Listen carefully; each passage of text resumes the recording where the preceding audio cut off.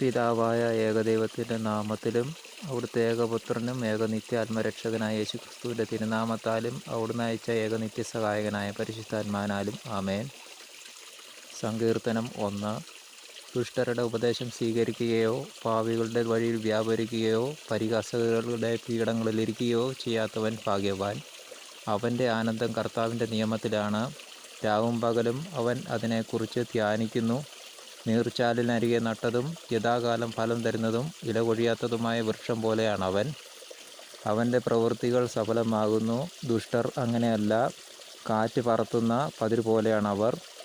ദുഷ്ടർക്ക് ന്യായവിധിയെ നേരിടാൻ കഴിയുകയില്ല. പാപികൾക്ക് നീതിമാന്മാരുടെ ഇടയിൽ ഉറച്ചു നിൽക്കുവാനും കഴിയുകയില്ല. കർത്താവ് നീതിമാന്മാരുടെ മാർഗം അറിയുന്നു, ദുഷ്ടരുടെ മാർഗം നാശത്തിൽ അവസാനിക്കും.